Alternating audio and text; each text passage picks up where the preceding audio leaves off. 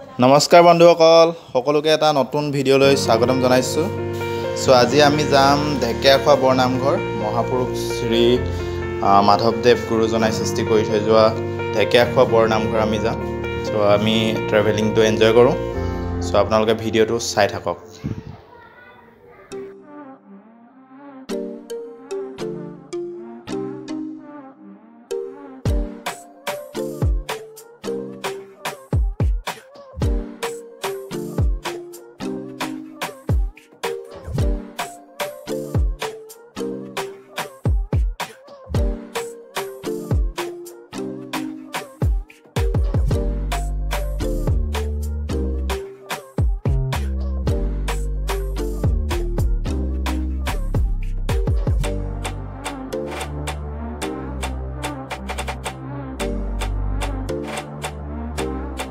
প্ৰায় 4 কিলোমিটাৰ আহি পিনি আমি ঢেকীয়াখোৱা নামঘৰ যি তোৰণ ভাগ মূল তোৰণ ভাগত আমি উপস্থিত হৈছোঁহি। আপোনালোকে দেখিবলৈ পাইছে এয়া মূল তোৰণ ভাগ।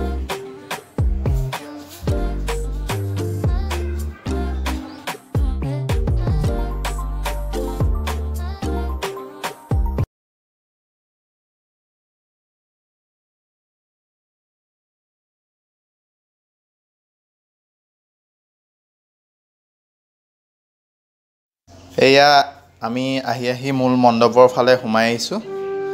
এয়া ঢেকীয়াখোৱা বৰনামঘৰৰ মূল মণ্ডপ ভাগ।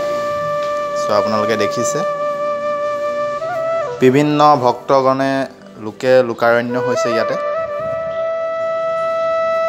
এয়া আপোনালোকে দেখিছে চাৰিওপাশে অগণন ভক্তৰ সমাগম। এয়া আমি সোমাই আহিছোঁ মোৰ দুৱাৰৰ ফালে।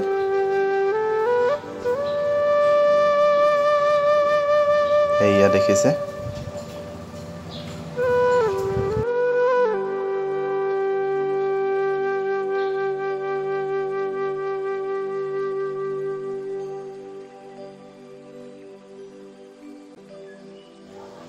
এয়া মোৰ মণ্ডপৰ ফালে চাওক আপোনালোকে, বহুত ধুনীয়া সুন্দৰ পৰিৱেশ মূল মণ্ডপ।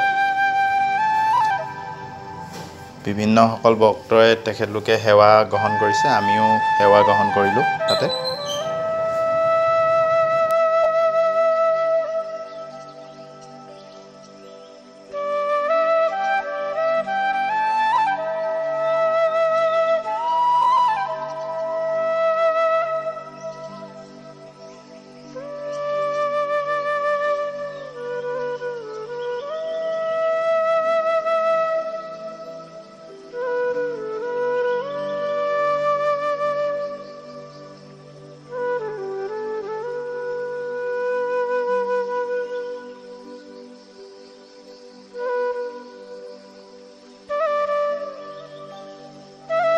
আমি বৰনামঘৰৰ পাছফালে যি অংশ হয়, ধুনীয়া সুন্দৰ পুখুৰী আছে, তাতে চাবলৈ আহিলোঁ।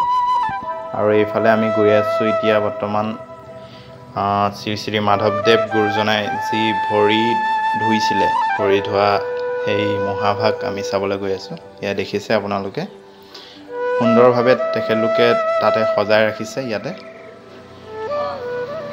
ইয়াত দেখিছে, আপোনালোকক দেখাই দিছোঁ ভালকৈ।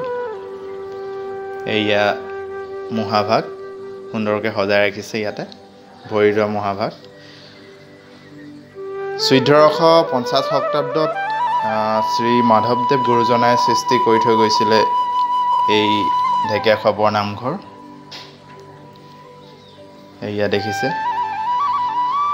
আৰু এতিয়া আমি গৈ আছোঁ য'ত আপোনাৰ চাকি বন্তি জ্বলায়, তাতে আমি গৈ আছোঁ। আমিও চাকি বন্তি জ্বলালোঁ।